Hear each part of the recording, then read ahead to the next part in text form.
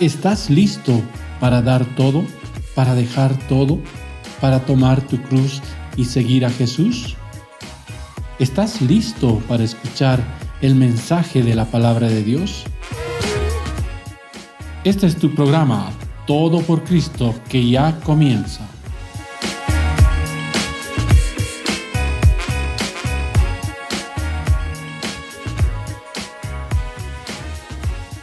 Muy buenas tardes, hermanos, hermanas.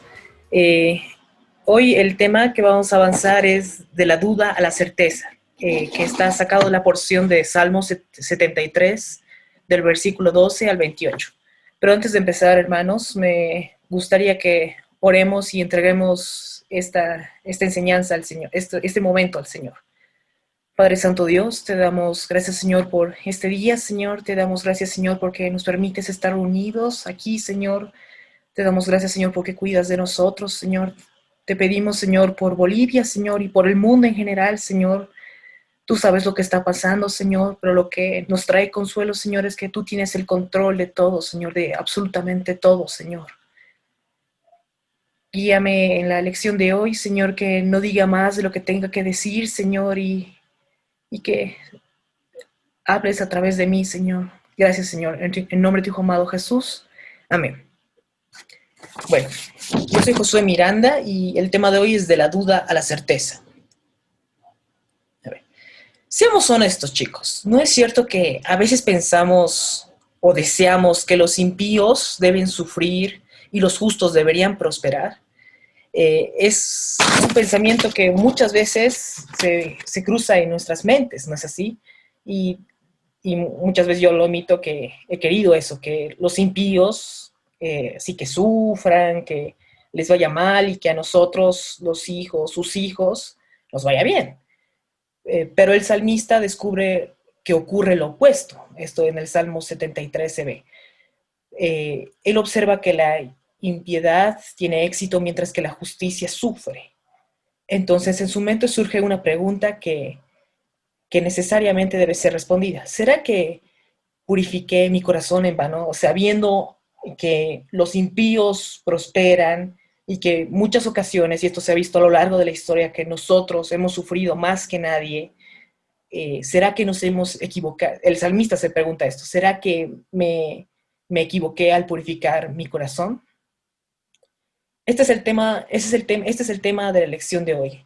A pesar de las injusticias de esta vida, ¿es posible aún confiar en las promesas de Dios? Este es el primer inciso. Vamos a ir viendo versículo por versículo. Y el primer inciso es la vida, perspectiva humana y divina. Primero me gustaría que viéramos el significado de perspectiva. Perspectiva significa manera de representar uno o varios objetos en una superficie plana, que da idea de la posición, volumen y situación que ocupan en el espacio con respecto al ojo del observador. Es un poco complicado y a mí también me costó entender el significado. Creo que este es un significado un poco matemático, un poco físico, pero lo que en el contexto es, cada ser humano tiene una manera única de ver los eventos de la vida. Esto se llama perspectiva. Frecuentemente nuestras experiencias en la niñez, nuestras heridas, nuestros triunfos y fracasos, nuestros amigos y familiares moldean la manera en que vemos las cosas. ¿No es así? Nuestra perspectiva muchas veces es moldeada por otras personas, por nuestros amigos, familia y las experiencias que tenemos a lo largo de nuestra vida. La muerte y la vida son vistos desde diferentes perspectivas, ya sea para el niño, joven, adulto, varón o mujer. Continuamos. La perspectiva del salmista respecto a la vida era muy distinta a la perspectiva divina, como vimos antes, de que él veía que el injusto tenía más éxito que el justo. Él vio la vida desde el punto de vista del hombre orgulloso, lleno de rencor. Por supuesto que desde esta perspectiva difícilmente se podía vislumbrar, visualizar la fe. ¿Cómo salió el salmista de esta perspectiva, desde esta visión pesimista de la vida? para tomar la perspectiva de Dios? Eso vamos a responder más adelante. Dolor. El impulso del salmista fue levantar una protesta airada, enojada, que había hecho todo lo posible para tener un corazón limpio y había purificado constantemente para ser hallado inocente. O sea, el justo, el salmista se había esforzado para tener un corazón limpio, una mente limpia y se purificaba constantemente para ser hallado justo, inocente.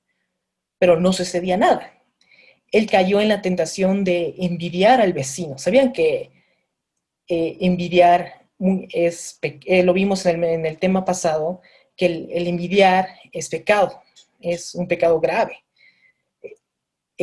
Lo que hizo el salmista fue caer en tentación al envidiar al vecino que no conocía a Dios, pero que protestaba materialmente. O sea, su protesta era, él tiene esto, él tiene el autito más bonito, la casa más bonita, más grande que la mía, a él le va bien en todo, a mí me cuesta conseguir chamba, al otro no, el otro tiene un sueldo de 6 cifras, cosas así. Eso es un ejemplo un poco moderno, no mucho como en la época que fue escrito el Salmo, pero ya me entienden, ya me entienden.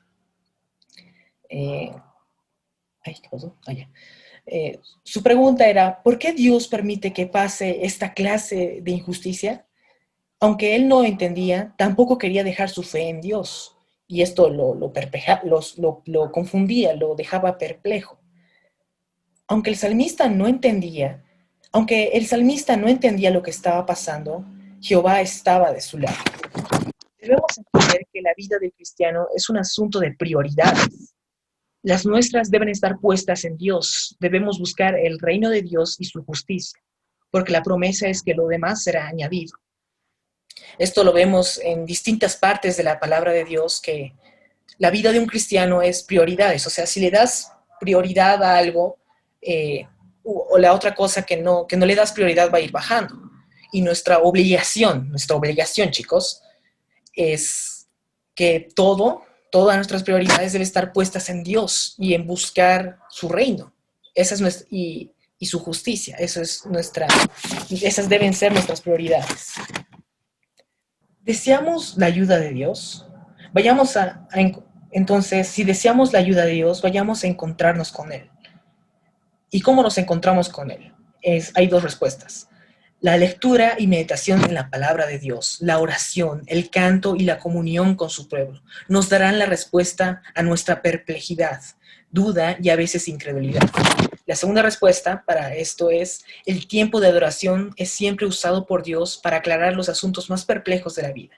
Si nos sentimos perplejos, chicos, confundidos, con dudas, atribulados, vayamos a su palabra, meditemos en la palabra de Dios, busquémoslo en la oración y alabemos, chicos. El Señor siempre se encuentra en la comunión, eso dice su palabra, cuando hay varios hermanos reunidos, ahí se encuentra el Señor. Y también lo encontramos en su palabra y cuando lo buscamos en la oración. En el confusión establecida. Frecuentemente vamos al encuentro de Dios con mucha duda en nuestras mentes. ¿No es verdad, chicos? ¿No les ha pasado que cada vez que vamos a adorar, a orar, a leer su palabra, estamos con muchas cosas en la cabeza? Estamos pensando en otras cosas, estamos frustrados, tenemos confusión y duda. Así estaba el salmista. El salmista, cada vez que se acercaba al Señor, tenía confusión y duda en su mente.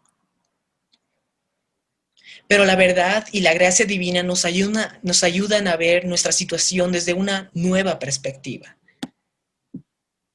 Y esto es lo que es importante, lo que debemos grabar en nuestras mentes.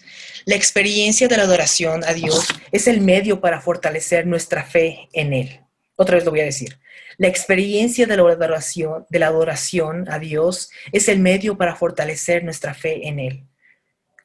Una buena forma de vencer a la duda es estar con Él, es llenarnos de Él, es adorarlo, es la experiencia de la adoración a Dios. Esa es la mejor forma de vencer la duda y tener una nueva perspectiva de la vida, de la que Dios nos ha dado.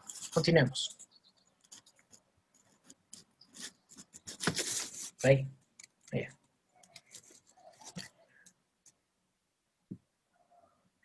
los caminos de Dios son comprendidos. Durante el tiempo de adoración uno comienza a pensar como Dios.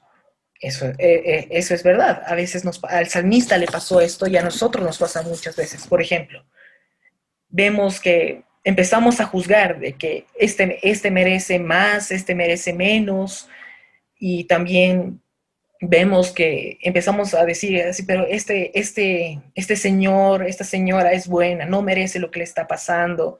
Vemos los problemas de los justos. Y, ay,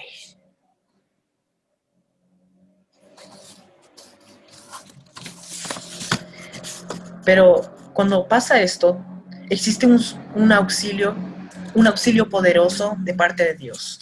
Aunque los caminos de Dios no son completamente comprendidos, debemos aceptarlos. Dios sabe todo y tiene control de la vida. Siempre tenemos que tener en mente esto, chicos. Dios sabe todo y tiene control absoluto de la vida, de todo lo que pasa. Él sostiene al universo en la palma de su mano. Y eso a mí personalmente me trae mucho consuelo, porque cuando sentimos que no tenemos, mira, esto es un pensamiento súper erróneo, así cuando creemos que en ningún momento tenemos el control de las cosas. Y cuando pensamos en nuestra mente humana, pensamos que perdemos el control, que no nos va como lo planeamos, no nos va tan bien como lo planeamos, o nos va mal de primer plano. Debemos poner en nuestras mentes que Dios sabe todo y tiene el control de nuestras vidas. Continuemos. Ya.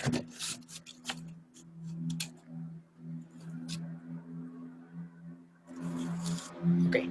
Recuerdos de fidelidad. Cuando vamos a su encuentro y tenemos comunión con Él, recordemos su misericordia y amor. Esto es importante, chicos, que cada vez que venga la duda, venga la confusión, debemos recordar su misericordia y amor hacia nosotros. Tenemos que recordarnos que Él siempre fue fiel con nosotros, que cumple sus promesas y que nunca falla. Ahorita voy a explicar esta frase.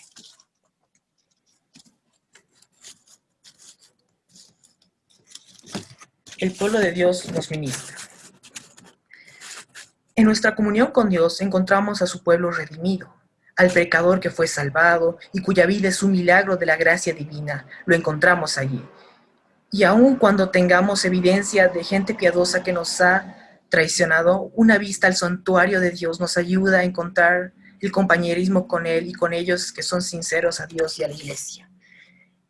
Esto, chicos, se refiere a que otra forma de vencer esto, de vencer la duda, es ir con los que son de su pueblo, ir con nuestros hermanos, porque muchas veces esto nos ha explicado el pastor hace un tiempo, no sé si se acuerdan, de que cuando hay comunión, cuando un hermano cuida de ti, esto es importante, porque si tienes debilidad en algo, un vicio malo de algo, un hermano, la comunión siempre te ayuda.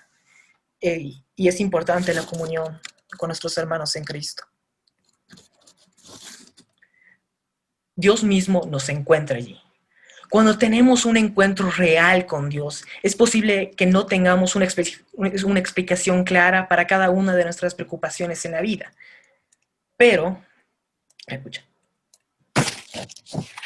Pero descubrimos a un amigo y compañero que controla todos los acontecimientos de nuestra vida y es digno de toda nuestra confianza. Puede que muchas veces no entendamos lo que Dios hace.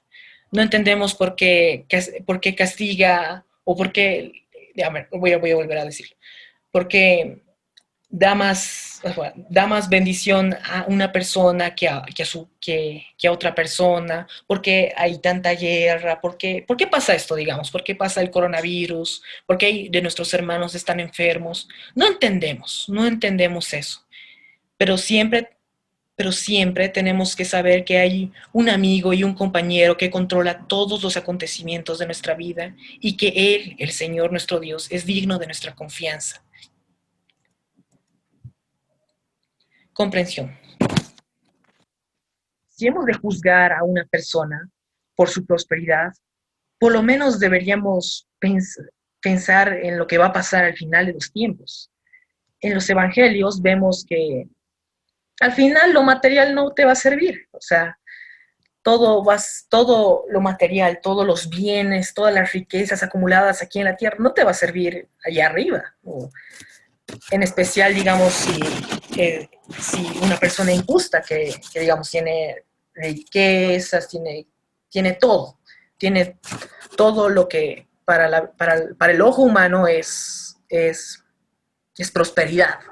Pero hay que recordar que todo eso al final va a ser en vano.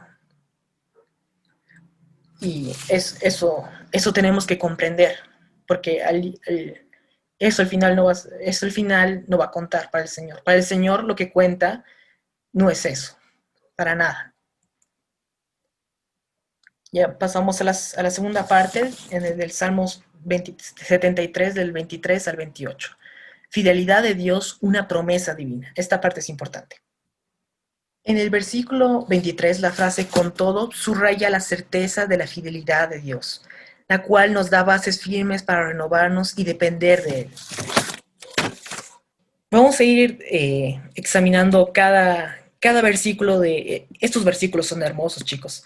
Y ustedes lo pueden leer en sus casas o ahorita si quieren, pero no, mejor sígame con toda su atención.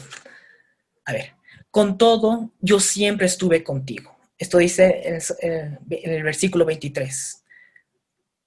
Aún la conducta desagradecida del salmista no pudo separarlo de Dios, y tampoco hay ningún cambio o interrupción en el amor de Dios por él. ¿Qué significa esto, chicos? No es necesario que me respondan. Significa que aún con esa conducta desagradecida del salmista, eso no nos puede separar de Dios, del amor de Dios, de la gracia de Dios. Y tampoco no hay nada que nos separe del amor de Dios. Y que, a ver, quiero hacer un pequeño paréntesis, un corte comercial. Cuando nos convertimos en cristianos, cuando le damos nuestra vida al Señor, no tenemos la gracia, el Espíritu Santo en nosotros, el amor de Dios, pero eso no nos hace perfectos. Eso vamos a caer, vamos a pecar, pero la diferencia de nosotros y los pecadores, el resto del mundo, es que tenemos el perdón de Dios, tenemos el... A ver, voy a ilustrar el ejemplo, voy a ilustrarlo con un ejemplo. Como un hijo que se acerca a su padre a pedir perdón. La vida de un cristiano es de un constante arrepentimiento, no de nacer de nuevo, no, solo se nace de nuevo una vez. Es un constante, digamos, de buscar la santidad, de buscar ser como Jesús todos los días de nuestra vida. Y vamos a caer, vamos a fallar, chicos, pero es importante recordar que eso no nos separa de Dios, eso no nos quita el amor de Dios. Y lo que tenemos que recordar también es ir hacia su presencia y pedir perdón, que nos limpie, que nos purifique y que cada día nos tome de la mano y que nos guíe. Eso, cierro el comercial. Vamos.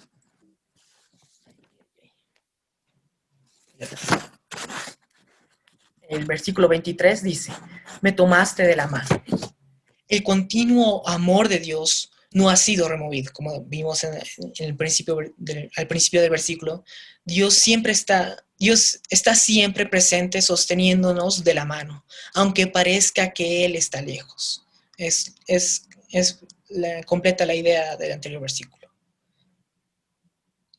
Me has guiado según tu consejo. Esto dice el versículo 24. A ver, esto es un poquito complicado, pero lo voy a explicar. El cristiano necesita ver la vida como un todo, un pasado, presente y futuro.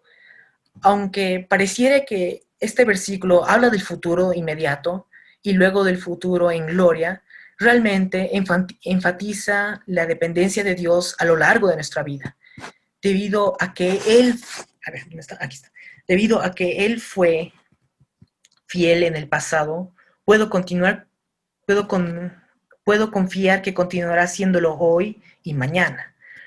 nuestra esperanza en el después, en el versículo 24, está basado en nuestras experiencias del pasado y presente, que Dios cuida de nosotros. No sé cuándo, de seguro los que son cristianos aquí han tenido una experiencia que Dios nos ha cuidado. Siempre, todos los días. Nos cuida del coronavirus, de cualquier otra enfermedad. Nos da, sí, perdón, nos da el regalo de despertarnos cada día, que haya techo, que haya comida. Eso es lo que, bueno, lo que yo lo ilustro como una experiencia de la gracia del Señor. Continuamente eso. Y es importante tener en cuenta de lo que Él hizo, de lo que Él está haciendo y tener la esperanza, la confianza de que Él seguirá haciéndolo en el futuro hasta el fin de nuestros días o hasta que Él venga. Continuemos. Vida eterna. Por supuesto que habrá un tiempo cuando nuestros corazones y nuestros cuerpos se debiliten o fallen debido a una enfermedad, accidente, edad o la muerte. Pero Dios proveerá fuerzas para ese momento, así como las provee ahora. Esto es como decía hace ratito, de que otro corte comercial. La vida de un cristiano también está lleno de pruebas, de dificultades, ya sea por la enfermedad, un accidente, la edad o la muerte de un ser querido o de alguien cercano a nosotros. Pero tenemos que tener la confianza de que Dios proveerá las fuerzas para cuando ese momento venga. Debemos tener confianza en el Dios Todopoderoso cada día de nuestra vida. Continuamos. Ya vamos a acabar. El versículo 28 dice, el acercarme a Dios es el bien. Confianza significa que Dios es nuestro lugar de refugio, el lugar seguro de protección. Solo Él es digno de nuestra absoluta confianza por siempre. Siempre, chicos, nunca debemos de dejar de confiar en nuestro Señor y Salvador. Porque Él es nuestro todo. Él es nuestro refugio, Él es nuestro amparo, Él es nuestro Salvador. Y debemos tener confianza en Él por el simple hecho de que Él es Dios. Por eso tenemos que tener confianza en Él todos los días, por siempre. Conclusión. En el Salmo 73 hemos visto cómo se han respondido a las preguntas concernientes al éxito y al bienestar de los impíos y al sufrimiento de los justos. Generalmente aquellos que prosperan están llenos de dudas y temores, porque su seguridad descansa en lo que obtuvieron en esta vida, ¿no es cierto? Voy a poner un ejemplo un poco frío y voy a usar otra vez el coronavirus. Había no sé qué, no me acuerdo el nombre, esto lo vi en las noticias ya hace los primeros días de la pandemia. Había un rico en España que decía que yo no me voy a contagiar, que yo tengo dinero, que no sé cuánto, soy dueño de no sé cuántas farmacéuticas, y 2 días después se contagió de coronavirus, de COVID-19.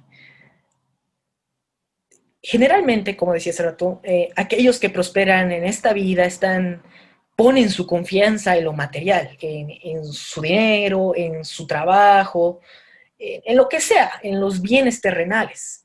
Pero nosotros, los cristianos, tenemos una nueva perspectiva distinta de ver la vida. Y nuestra seguridad radica en Dios y no en los bienes materiales. Nuestra confianza no debe estar en el dinero, en los lujos, en cualquier cosa terrenal. Nuestra confianza y nuestra fe debe estar radicada en Dios y solamente en Dios, chicos. Y oremos al Señor para que cada día nos dé más confianza en Él, porque muchas veces desconfiamos, como lo hacía el salmista de por qué Él no prosperaba y etcétera, etcétera, pero debemos orar, chicos, para que el Señor nos dé confianza cada día por Él. ¿Y cómo conseguimos más confianza en Él? Leyendo la palabra, teniendo comunión con los hermanos, alabándole. Y cada vez que Cada vez que dudemos, chicos, recuerden cuán bueno ha sido con nosotros, cómo nos ha salvado, cómo nos ha sacado de cientos de circunstancias. Yo voy a utilizar un ejemplo de mi vida. Eh, bueno, hace algunos años yo me enfermé de algo que no sabían los doctores. Y bueno, eso, una noche de la enfermedad, de mi enfermedad que era Kawasaki, los doctores decían que no iba a pasar de esa noche, no iba a sobrevivir porque la enfermedad me estaba matando. Pero yo me acuerdo que yo tenía confianza en el Señor, de que yo creía en el Señor, y mis papás también, y cientos de hermanos que nos apoyaron también. Y oramos para que el Señor proveyera lo necesario para que me sanara, y unas horas después estaba como nuevo, como si la enfermedad nunca hubiera existido. Y eso ahora me trae confianza, más confianza en el Señor, porque Él es bueno, Él es nuestro Señor, nuestro Redentor, nuestro Salvador. Y esas experiencias pasadas, como la que yo tuve, como las que ustedes tuvieron de seguro, nos deben traer más confianza en el Señor.